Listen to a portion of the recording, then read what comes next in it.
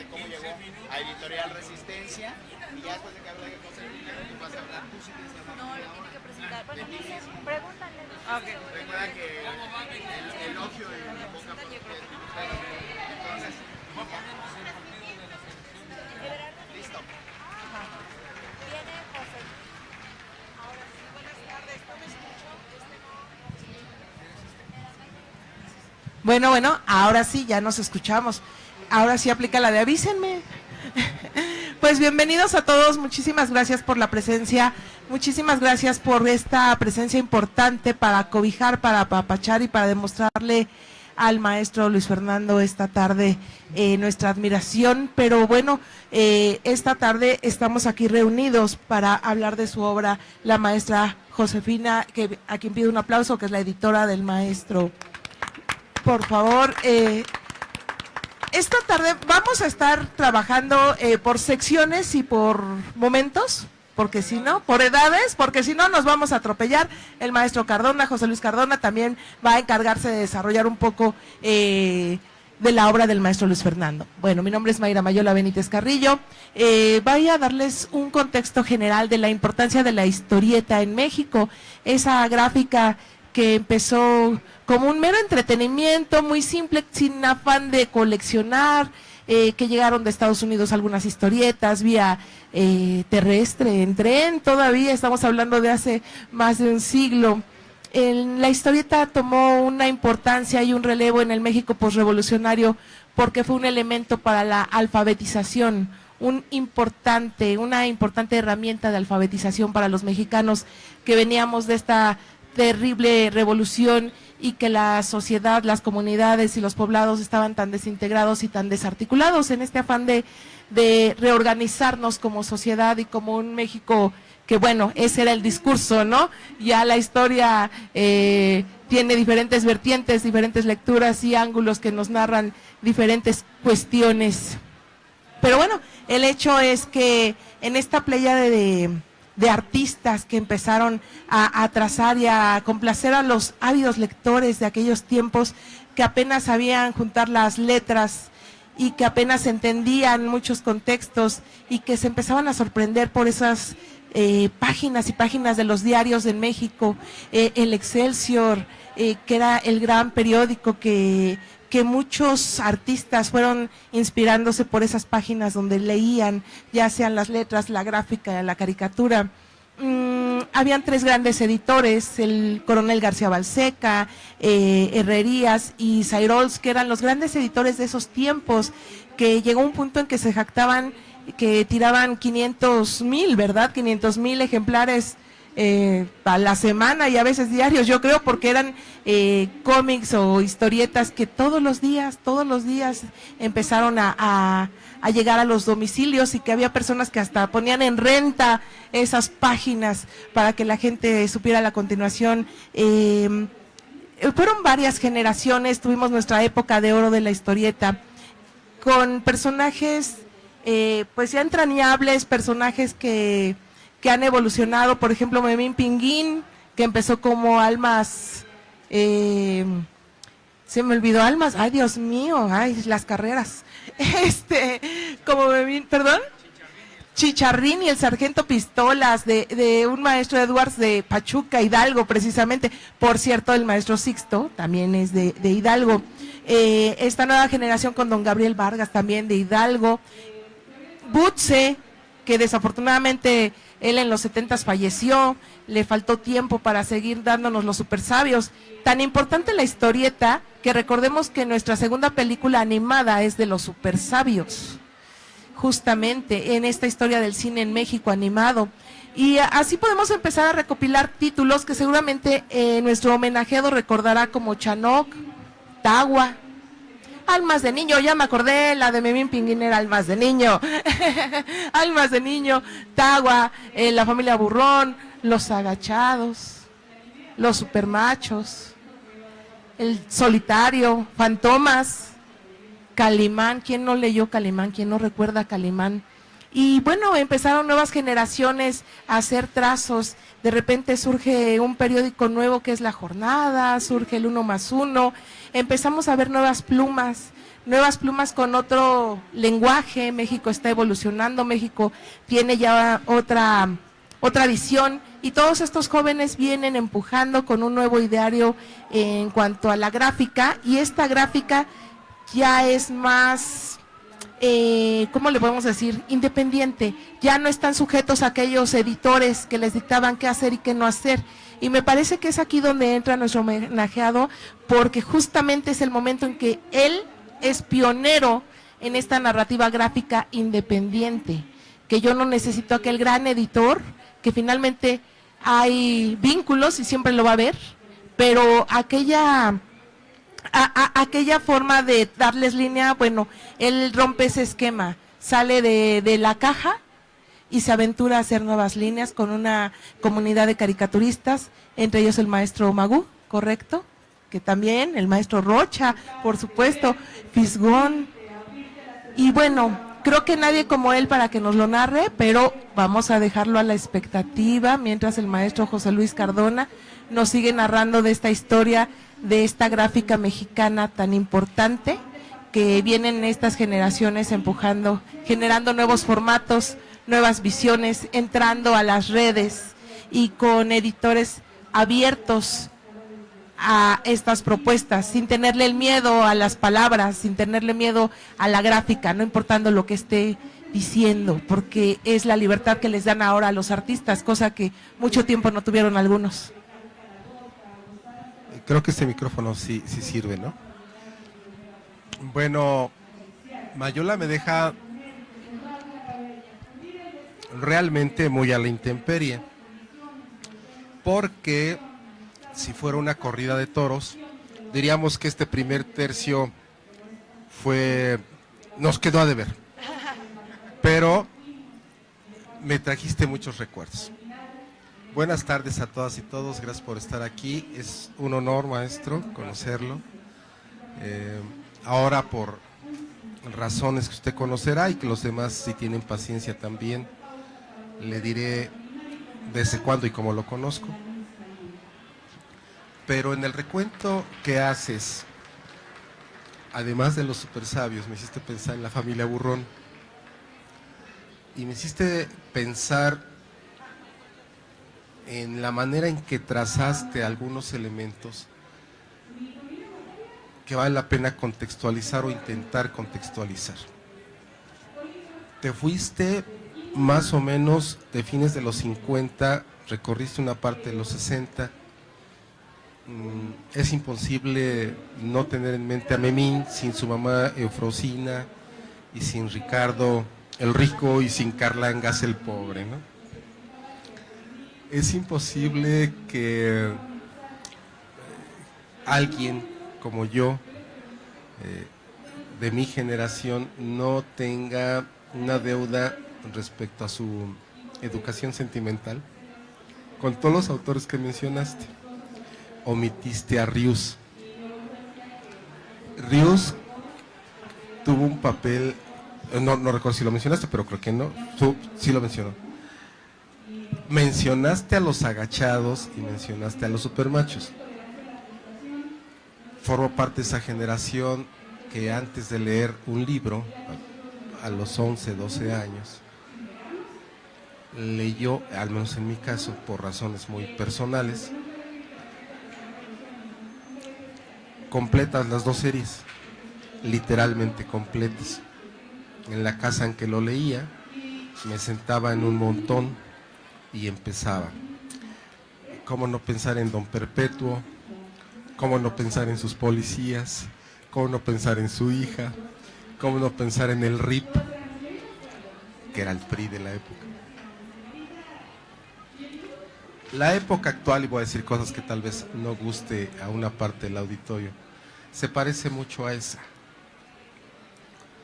La izquierda contribuyó en términos fundamentales a construir el México democrático que hemos tenido. La contribución de la izquierda es simplemente ineludible. La participación crítica en todas las publicaciones alcanza un momento muy muy importante con la caída de Excelsior, con el golpe a Excelsior el 8 de julio de 1976. Cuando se fragua un golpe interno contra Julio Scherer y los integrantes del equipo de trabajo que él tiene, pero ese momento tan grave, tan dramático, tan difícil, tengo en la mente ahora la fotografía de Scherer que viene en la contraportada de Los Periodistas, el libro, la novela de Vicente Leñero, caminando, me imagino que por Bucareli más que por Reforma. Ese momento tan grave con Echeverría fraguando, haciendo una trama increíble para que caiga Scherer, habrá de dar cuando menos 4 momentos luminosos. Voy a decir 2 que seguramente van a gustar y tal vez 2 que no gusten. A mí me gustan los 4. El primero es el nacimiento de Proceso. En 1976, noviembre, tercera semana, nace Proceso con el apoyo de José Pajes Yergo y el apoyo de los talleres de Siempre y de la revista. En un segundo momento, nace la revista Vuelta, en diciembre de ese mismo año. Una revista señera en muchos sentidos y con una contribución también a la democratización del país. En 1977 nace, si la memoria no falla, 1+1. No podemos entender el México de nuestros días sin ese 1+1. La contribución de 1+1 es básica. La manera de hacer periodismo, la manera de presentar las contribuciones editoriales, la manera de desplegar la información, la manera de desarrollar la crónica. Hay una manera muy especial de hacer crónica y hay un principio de libertad que no se había practicado, que se le da al reportero la oportunidad de escoger el género que quiera para escribir lo que necesite escribir. 1+1 es, pues yo diría que fundamental. Y finalmente el nacimiento de la revista Nexos en 1978. Sin esa primera parte de 1+1 no comprenderíamos cómo nace el primer suplemento de caricaturas, por decirlo de esa manera. Era mucho más que eso. Esta parte termina de contribuir también a la educación de muchos de nosotros, con un complemento, el suplemento Sábado, dirigido inicialmente por Fernando Benítez y en los últimos años por Huberto Batis. La vida da muchos regalos y a veces uno es ingrato y no los aprecia. Si alguien hace 40 años me hubiera dicho que iba a estar con usted hoy, no lo hubiera creído, porque así como muchos empezábamos Proceso de atrás para adelante para leer Buggy el Aceitoso, lo primero que hacíamos al abrir 1+1 y después la jornada era sacar el suplemento de Historietas y chutárnoslo completito antes del suplemento cultural, antes de Sábado y antes de la jornada semanal. Era una delicia estar, porque además el abanico se abrió. El maestro Luis Fernando es único porque lo que nos ofrece es una manera absolutamente suya de presentar una mezcla de narrativa con creación artística y con un trabajo estético, con un trabajo plástico, pues que no tiene igual. Van ustedes a encontrar en este libro, que merece ser leído de cabo a rabo, y que algunos que tal vez tengan mi edad reconocerán. Lo único que hice fue repasar, maestro, lo que ya había leído hace muchos años. No hay una parte que no hubiese yo leído, aunque muchas contribuciones vienen de revistas, de muy difícil obtención en ese momento, como la regla rota, por ejemplo.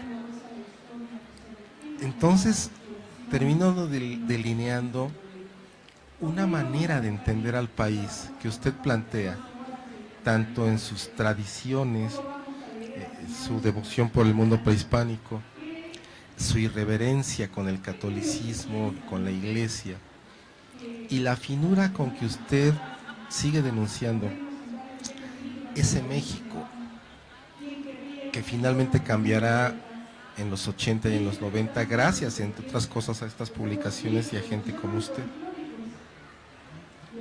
Cambió el país. Para los jóvenes quizás sea difícil entender, y con esto voy a rematar,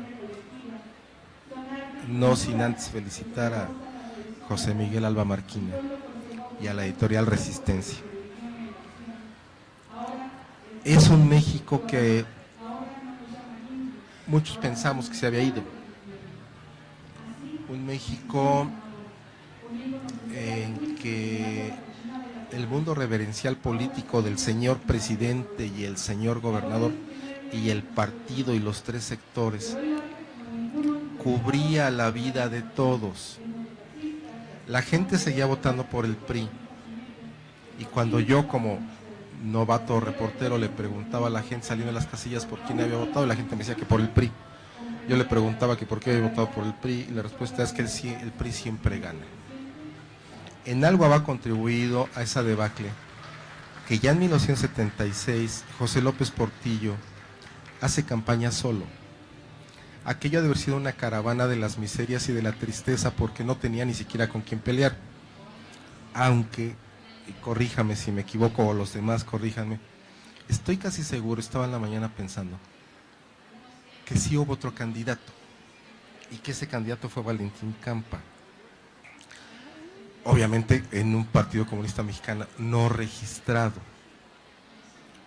López Portillo recorre el país, viene el ascenso de Miguel de la Madrid en 82, viene el sismo de 85, bueno, la muerte, el asesinato de Manuel Buendía en 1983, y vienen momentos que van cambiando al país. Hay un momento en que el país tiene que imaginarse sin PRI. En izquierda y en la derecha había un imaginario diferente pero complementario de un país sin PRI. Ese mundo que nos tocó vivir algunos, que estamos empezando por irnos, es un mundo que vivía, y me recordaba ahorita uno de los trabajos que tiene usted ahí sobre el Tercer Imperio, el Tercer Imperio fascista. Parecía que no se quería ir, y se fue. Hay mucho más que decir. Yo quiero concentrar la parte final en recomendar ampliamente, porque es un lujo tener reunidos tantos trabajos de usted, y sentí, no nostalgia, sino sentí una gran alegría, y recordar las mañanas del sábado y el domingo pensando en los suplementos,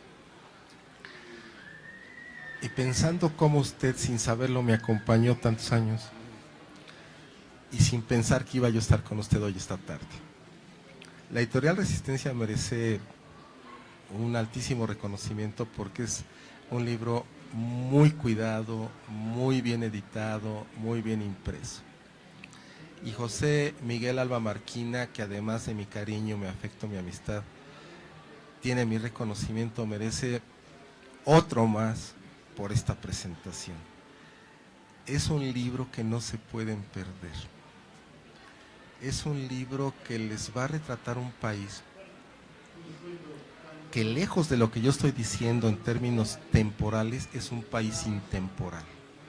Van a encontrar, llamémosle historietas, llamémosle, aunque no sea lo más apropiado, un mundo de una gran creatividad, de una gran imaginación, de un sentido muy profundo de lo que significa la evolución cultural de México desde el mundo prehispánico hasta nuestros días. Un humor también muy fino y muy provocador. Y no se van a aburrir en lo absoluto, porque de principio a fin van a tener una película que algunos vimos parcialmente, pero que ustedes tienen que completar en el tiempo que nos toca vivir hoy, para que este tiempo sea diferente a aquel que nos tocó vivir algunos y que pensábamos, y con esto concluyo, pensábamos que nos iba a acabar. Cuando teníamos el sueño de que se acabara, parecía que nos iba a acabar. ¿Y qué creen? Se acabó. Toca hacerlo de otra manera. Muchas gracias y muchas felicidades. Cierto, y gracias lo que dice el maestro José Luis, que bueno, finalmente no por algo estamos aquí reunidos, no de a gratis, porque es esta parte histórica, que el legado que nos ha dejado en tantas páginas y que finalmente, afortunadamente, gracias de la mano de Josefina Larragoiti, se rescata todo esto para las nuevas generaciones y que haya una continuidad del trabajo del maestro Luis Fernando, porque justamente editoras como Josefina, que son independientes, que van a todas las ferias, que tienen presencia, justo como el nombre de su editorial, Editorial Resistencia, vean qué gran nombre, qué palabra tan contundente y tan llena de historias y tan llena de mucho esfuerzo, y todo lo que Josefina ha hecho y dándoles la libertad a sus autores. Esto es maravilloso, aparte de, bueno, abrir puertas hasta para otras lenguas, que esa es otra de las noblezas de Editorial Resistencia. Nunca jamás duden en, si ven uno de sus stands, acercarse, porque de verdad es una labor loable y muy impresionante lo que ha hecho ella. Y me gustaría que nos platicaras justamente tu experiencia con el maestro Luis Fernando, cómo fue trabajar con él y cómo hemos logrado estas compilaciones tan maravillosas. Gracias. Sí, gracias, Mayra Mayola. Gracias por la invitación, gracias por el espacio, gracias por la oportunidad de homenajear a Luis Fernando. Él es muy huraño a veces y también muy modesto porque sabe que es un gran artista. Les haré un resumen de cómo llegó a la editorial. En 2007 yo pensé en iniciar una colección de cómic de autores mexicanos. ¿Sí? En ese momento nadie editaba a los autores mexicanos. Esta historia de las publicaciones en los periódicos se había quedado como en descanso, y había publicaciones, por aquí está Frick, había publicaciones que sí estaban en el underground trabajando, ¿no? Revistas que sí hacían este cómic de autor, pero que no tenía salida, y mucho menos en un libro, ¿no? Se pensaba en revistas, y pues yo dije, tengo que hacer una colección de cómics. Para ese momento, Bef a mí me ayudaba a ilustrar una revista que se llamaba Asimov. Yo le daba los artículos y él hacía ilustraciones. Y yo sabía que él hacía cómic. Yo soy diseñadora gráfica. Entonces, Bef en ese momento, que también ya era escritor, ganó un premio con Tiempo de Alacranes, una de sus novelas. Y yo le llamé y le dije, Bef, vamos a hacer novela gráfica Tiempo de Alacranes. Y en esa época, porque no hoy todo el mundo hace novela gráfica y habla de novela gráfica. En 2007, cuando yo le dije a Bef, hagamos la novela gráfica de Tiempo de Alacranes, me dijo, uy, no, eso no, ¿cómo crees? Nos vamos a tardar años, es mucho tiempo. Mejor vamos a compilar lo que yo he publicado en unas revistas, ¿no? Y le dije, ok, voy a empezar mi colección haciendo estas compilaciones, y empezamos esa colección con 3 libros, con Beteo, ¿fuiste tú, Frick, del principio? No, fue Beteo, no, Ahumada tampoco, fue Bef, Beteo, no recuerdo quién más, pero, pues el que ¿cómo se llama? El de Buba, Quintero. Bueno, el chiste es que empezamos nuestra colección y tuvo un recibimiento importante de los que eran sus seguidores, pero tuve un problema con las librerías porque no querían vender cómic porque decían que eso no era literatura. Entonces empezamos a picar piedra, el chiste es que terminamos colocando los libros en librería y la oportunidad que me dio este primer trabajo acercamiento fue con Bev, porque sí, no, tengo que reconocer que Bev se volvió la red que me puso en contacto con todos los demás historietistas que no sabían dónde publicar. Entonces yo empecé a publicar a muchos, entre ellos a Quintero, ¿sí?, que era muy difícil también de conseguir, ya entonces Freak, bueno, hay unos muy nuevos, pero no importa. Vamos a Quintero, porque Quintero fue el contacto que yo tuve para acercarme a Ahumada, ¿no?, que se volvió después un gran amigo, ¿no? Este narrador de historias, ¿no?, que te llevaban a la conciencia y que eran como muy mágicas, él fue el que me llevó después a conocer a Luis Fernando, ¿no? Quintero, y les voy a, ahora es importante decirlo, me dijo, mira, tengo 2 amigos, pero son muy raros, ¿no? A todo mundo le dicen que no, ¿no? No quieren que nadie los publique, todo el tiempo están enojados, lo que sea. El chiste es que te los voy a presentar, pero a ver, ¿cómo les caes? Afortunadamente algo le caí bien porque ya tenemos 5 libros en la editorial, ¿no?, de Luis Fernando. Muchos de los autores que empezamos a publicar en esa colección, que llega, no sé, a 38 títulos, 40, ya están publicando en otras editoriales, cosa que está muy bien, pero entre ellos también publicó Gonzalo Rocha, que está aquí, ¿no?, su compilación de Los Gachos. Seguimos este trabajo y después empezamos ya a trabajar con cosas originales de los autores, con todos ellos, pues con Gonzalo ahorita hicimos La vida de José Guadalupe Posada en cómic, que está increíble, si lo pueden ver, y pues Luis Fernando resulta que cumplía 50 años de ser historietista y eso no podía pasar en blanco, ¿no? Sacarlo de su casa no es fácil, ¿no? Hacerlo hablar no es fácil, hacerlo que reconozca su talento tampoco es fácil. Les voy a contar solo rápidamente una anécdota que es muy importante para mí. En este libro que revisaron viene una página de una historieta. Hay un ilustrador muy famoso que se llama Luis Scafati, que publica mucho en El Zorro Rojo. Es un gran ilustrador, ¿no? Entonces, estábamos en la Feria de Guadalajara, fuimos a presentar Comixtlán en Guadalajara y estaba Scafati firmando en una mesa y Luis Fernando, como niño chiquito, yo quiero la firma de Scafati, yo mi libro, compró su libro y se formó. Pues Scafati estaba en una mesa, te sentabas con él, le dabas el libro y te lo firmaba. Cuando se sentó Luis Fernando, empezaron a platicar, no sé bien cómo platicaron, pero bueno, la idea es que Scafati le dijo: entonces tú tienes que conocer a un historietista que no encuentro, no sé dónde está, pero hay una historieta fantástica donde unos policías, el foco es como el falo de la ciudad, ¿no? Y entonces Luis Fernando se volteó y le dijo, soy yo. Y Scafati le dijo, no, te estás burlando de mí, no, soy yo. Y ahí se volvió así, se compartieron los libros, se firmaron los dos. Entonces, para que vean, o sea, el tamaño del trabajo de Luis Fernando, la maestría, el arte, para mí es un honor que siga en Resistencia.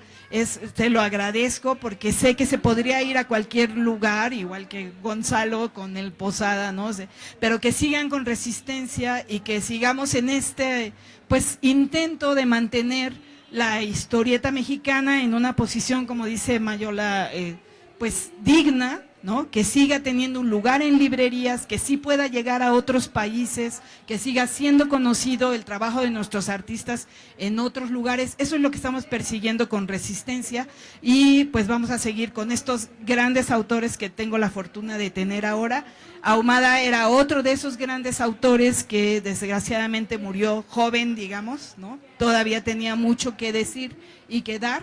Pero pues con este regalo que me ha dado la vida de tenerlos, puede Resistencia darse ahorita por servida en este intento de rescatar esta narrativa gráfica que necesita todavía mucho sustento y mucha visibilidad, ¿sí? Para esto, estamos hablando de Comixtlán, pero hicimos un compendio ahorita, exactamente de aniversario, ¿no? Dice 50 años de trayectoria, histeriéticas, porque es exactamente el trabajo que él publicó en 1+1 y en La Jornada. Está dividido por él, ¿no? Van a encontrar cosas increíbles. Bueno, el arte de Luis Fernando, que ya sabemos que es un maestro, él lo dividió en las secciones que creía convenientes. Viene un texto de Frick, viene un texto de Juan L., y pues es un homenaje a un gran maestro que está aquí vivo, podemos platicar y preguntarle, y que eso hay que agradecérselo a la vida. Entonces, bueno, nuevamente gracias a ustedes, gracias Luis Fernando y gracias a los presentadores. Vean qué pequeño es el mundo, ¿no? Pero, pues, ayer me voy a permitir robar el micrófono un par de minutos, porque justo ayer, no, tienes que hablar tú, maestro.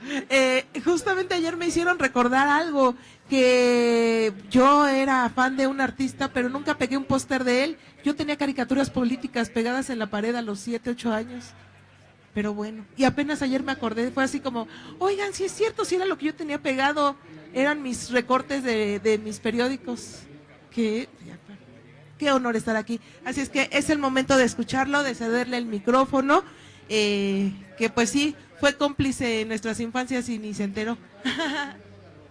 Ahora échenos la culpa a nosotros, siempre pasa, siempre termina así. Pues muchas gracias primero que nada por la invitación, la recepción aquí de Marquina y compañía, de Julio, etcétera, etcétera. Y las palabras de ustedes se agradecen siempre. Y diciendo eso, lo primero que se me ocurre a mí es citar, voy a poner un poco culto, perdón, no puedo evitarlo, pero se me ocurre con todo lo que están diciendo y la situación, citar a un filósofo griego muy famoso, muy reconocido, que dijo una frase muy célebre que es, ¿y yo por qué?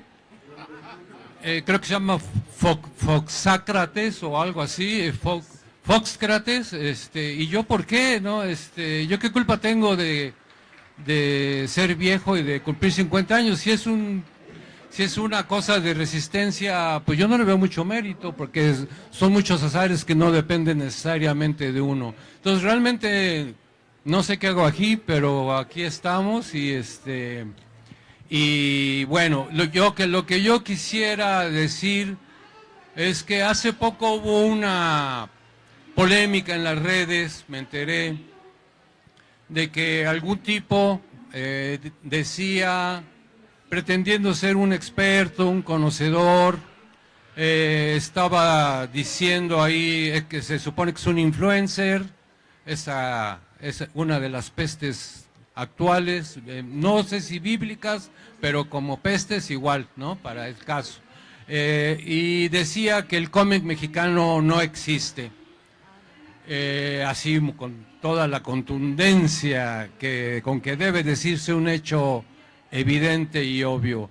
Entonces, obviamente creó mucha polémica y yo sí quisiera aprovechar estos 2 minutos que quedan, supongo, ¿no? Está bien, 1 minuto y medio, ya no exageremos, diciendo que pues está completamente equivocado y que afortunadamente la historieta mexicana existe, sigue viva.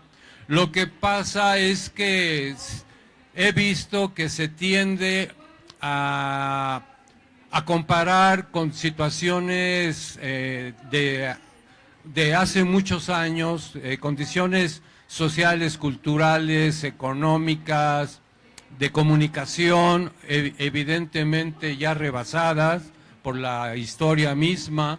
El momento álgido de la historieta, lo que tú aludías de 500,000 ejemplares y eso, no, se llegaron a tirar millones de ejemplares. Era el único país, incluyendo Estados Unidos, que publicaba diario, revistas muy chiquitas, estoy hablando de los 40, el Pepín, el Paquín, el Chamaco, etcétera, y que eran de muy baratas y de un papel muy corriente, pero entonces circulaban masivamente y se tiraban ejemplares por millones a la semana, ¿no? Con diversos títulos, ¿no? Entonces es lo que se considera, como bien dices, la época de oro.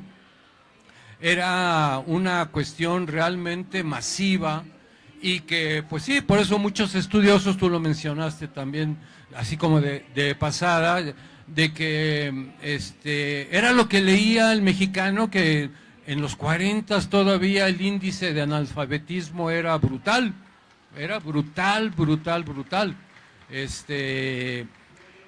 Y entonces lo que el mexicano en general leía, su único acercamiento cotidiano era a través del cómic, pues, pero gracias a eso por lo menos leía, digamos. Esa es una de las importancias que también tuvo el cómic, que no hubiera sido necesario si hubiera habido otra forma de educar y de difundir, pero pues a los gobiernos que ya has mencionado de aquellos tiempos y parte de Echeverría, ya cuando empieza a agonizar el partidazo, nunca atendieron de manera real y constante y sistemática, en fin. Entonces, había muchas cosas. También no existía todavía la televisión, el radio todavía era el dominante, los periódicos, aún con el analfabetismo, era la segunda opción de información, sesgada o como fuera. Entonces, no se puede comparar, la situación es muy diferente, ahora hay redes, hay televisiones de plasma, en fin, la comunicación, uno puede estar hablando con alguien en Francia o en el Congo y se puede estar viendo inclusive y estar platicando como si nada. Eso que ahora ya vemos como cotidiano totalmente, lo dimensionamos tantito y es mágico y fantástico, ¿no? Y parece de Dick Tracy cuando él salía con un reloj que uno, pues sí, que uno decía que qué vacilada, y un reloj con el que oía y hablaba y ya está ahí, ¿no? Y hasta con más imagen, ¿no? Y más definición. En fin, simplemente el error que se hace es que se quiere ubicar si la existencia o no del cómic mexicano en relación a aquel pasado glorioso y de oro y demás. Que por otro lado también tenía muchas sombras, obviamente, es decir, los que ganaban muy bien, pues eran muy pocos, como es siempre, me refiero a los autores, a los dibujantes. Entonces era un trabajo de maquila, porque era una industria, y entonces era todo un engranaje. Entonces los artistas que realmente producían ellos mismos y tenían el control total de su obra, eran muy pocos realmente, Butze, Gabriel Vargas, pero eran muy poquitos realmente, ¿no? Bueno, que hasta puso su propia editorial, es la de Lágrimas y Risas, Vargas Dulce, ¿no?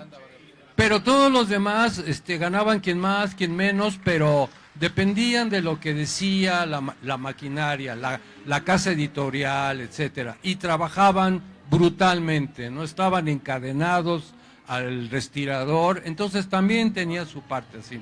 Pero bueno, los tiempos han cambiado, el cómic, lo que pasa es que luego gente de cierta edad ya no lo puede ver, pero pues ahorita se le abrieron a los jóvenes actualmente unas oportunidades y unas coyunturas históricas, sociales, culturales, que no tuvimos nosotros, ¿no?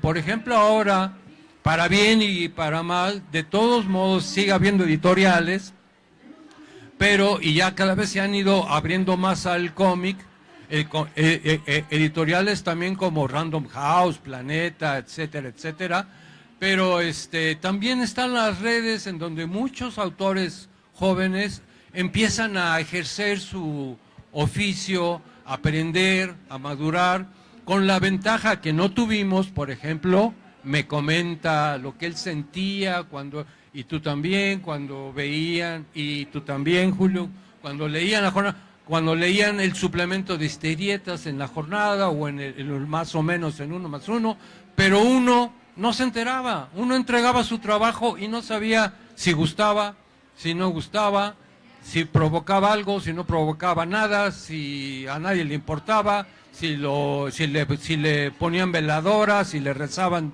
3 veces al día, uno no sabía nada de eso. Ahora la ventaja, por ejemplo, para bien y para mal, es que uno se enfrenta a la crítica, al comentario, a qué mal dibujas, retírate, hazte monje, que no es mala idea, por cierto. O qué genial eres tú, muchacha, tú, muchacho, en fin, hay una comunicación que entonces los hace madurar, si ponen atención, y es el caso en muchos, mucho más rápido, ¿no? Porque hay una retroalimentación que es muy estimulante. Nosotros cuando algo percibíamos es cuando nos presentábamos en alguna universidad, en algún foro como aquí, en algún colegio, y que luego, pues, después de decir nuestras ridiculeces y hacer el ridículo como era normal, y nos salía muy bien, por cierto, se acercaba la gente, que la firma, que el beso, no, soy casado, pero bueno, está bien, en fin, tienes bigotes, se nos va a enredar, todo ese que pasa, ¿no? Pero, sí nos comentaban cosas y pasaron anécdotas fantásticas, como por ejemplo con Manuel Ahumada, una vez llegó una mujer ya de edad, en aquellos tiempos éramos jóvenes, digo, hace 5 años más o menos, pero en aquellos tiempos llegó una señora con Ahumada y traía las historias de Ahumada sacadas del suplemento y pegadas en un álbum, pero así de gordo, traía toda la obra completa a que se la dedicara, que se la firmara, porque la coleccionaba, porque significaba mucho, le daba mucho a ella, ¿no? Hay otra anécdota de alguien que no sé, bueno, no importa quién, se le acercó una persona y le dijo, no sabe usted todo lo que ha significado su obra para mi vida. No dio más explicación, no, pero nada más dijo así y se dio media vuelta y se fue. Que lo importante que ha sido su obra en mi vida, y se fue, pero, o sea, eran pequeños detalles, ¿no? También, pues, ¿eh? ¿Y yo por qué? Pues sí, no, esa es la frase famosa, ¿no? Pero entonces, ahora ya hay otras dinámicas. Por ejemplo, ya están llegando a la editorial a probar suerte, y me imagino que a otras, bueno, y lo sé, jóvenes, muchachas, muchachos, que ya estuvieron en las redes, que han publicado autoediciones, que se han fogueado y que ya están queriendo también publicar en una editorial con todas las ventajas que ofrece y que son innegables de una editorial también, ¿no?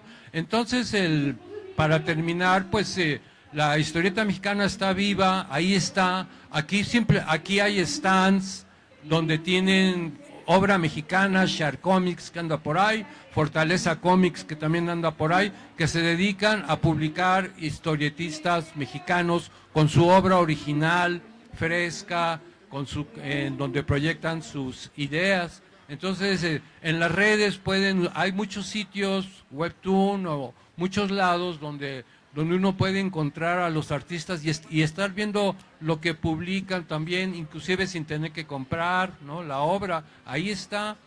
¿Ya nos vamos? Tenemos que ir a cenar, perdón, pero primero lo primero. Pero entonces, bueno, finalmente yo quise hablar más bien del cómic que de mí, porque, pues, ¿qué importa que yo, no sé, que me corrieron de la selección mexicana, ¿no? ¿Cómo ¿Ya? así? Bueno, en fin. Muchas gracias y espero el cheque.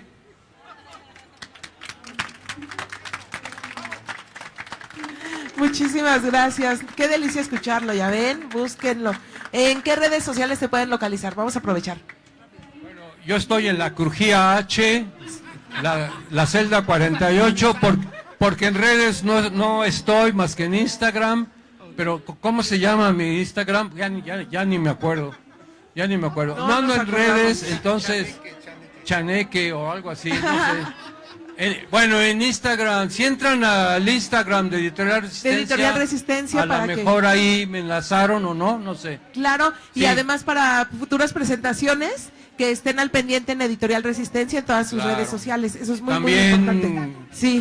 funciones Y está de el libro títeres que para pasen. niños en el cumpleaños. Y el Vaya. maestro va a autografiar también de una vez. esta tarde. Aprovechen. Bueno. Vamos a pedirle, a darle un gran aplauso al maestro Luis Fernando, agradeciendo su presencia, solicitando al director de publicaciones de la universidad, por favor, UAMX, Jorge Eduardo Robles Álvarez, por favor, adelante, porque es importante su presencia. Muchas gracias. Muchas gracias a todos. Muchas gracias, fundamentalmente, maestro Luis Fernando, que ha participado, que participa en esta feria y que, bueno, nos dio la oportunidad de rendirle un merecido homenaje. Quiero comentarle que en ese sentido la Universidad Autónoma del Estado de México le reconoce su trayectoria con el siguiente reconocimiento. La Universidad Autónoma del Estado de México, a través de la Dirección de Publicaciones Universitarias, otorga el presente reconocimiento a Luis Fernando por 50 años de trayectoria como caricaturista, promoviendo la gráfica popular mexicana. Toluca, Estado de México, 4 de octubre del 2025, Feria Internacional del Libro, Estado de México, leer es habitar lo imposible. Muchas felicidades y muchas gracias, maestro.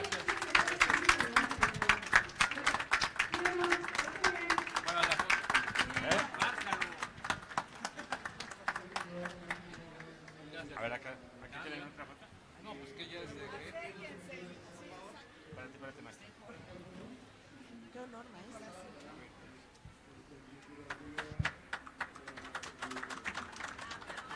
No, ¿cómo así? Que se vea. Que se vea.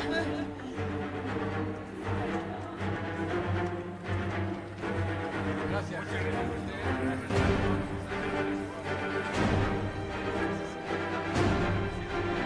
Listo, gracias por su presencia, pasen buena tarde y sigan disfrutando de esta feria. Reconocimiento